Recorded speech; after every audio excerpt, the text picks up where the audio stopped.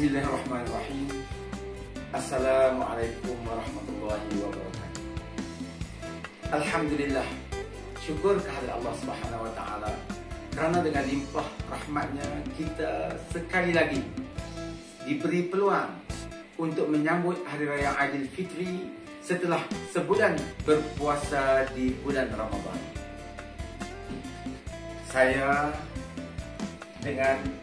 Ahmad bin Abdullah dengan rendah diri, Guru Besar Sekolah Kebangsaan Sukamenanti, ingin mengucapkan selamat Hari Raya Aidilfitri, maaf zahir dan batin kepada seluruh warga sekolah, termasuk para guru, staf sokongan, ibu bapa serta murid-murid yang terkasih sekalian.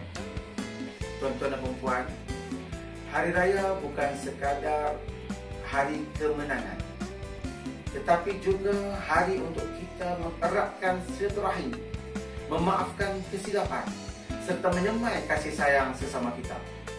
Semoga Aidilfitri kali ini membawa kebahagiaan dan keberkatan buat kita semua.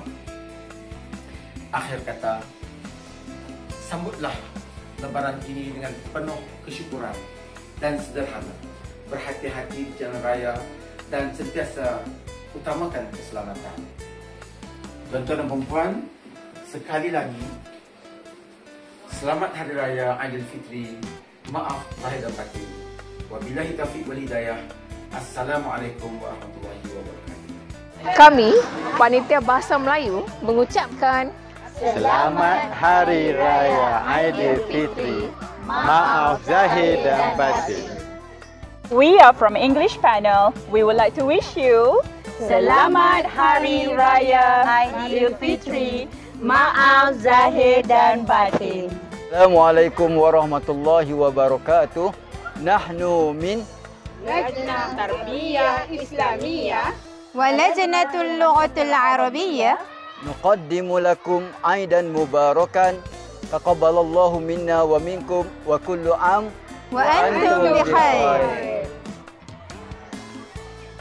Kami daripada Panitia Matematik, Sains dan RBT mengucapkan Selamat Hari Raya Aidilfitri, maaf zahir dan batin.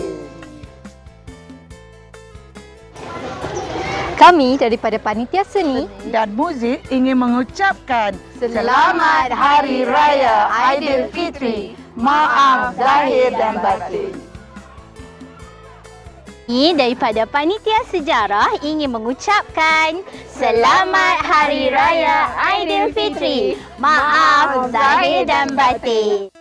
Warga Prasekolah Sri Menanti ingin mengucapkan Selamat Hari Raya Aidilfitri, maaf zahir dan batin. Kami warga PPKI SK Sukamenanti mengucapkan Selamat Hari Raya Aidilfitri, maaf zahir dan batin. Kami PPKI ingin mengucapkan Selamat Hari Raya Aidilfitri, maaf zahir dan batin.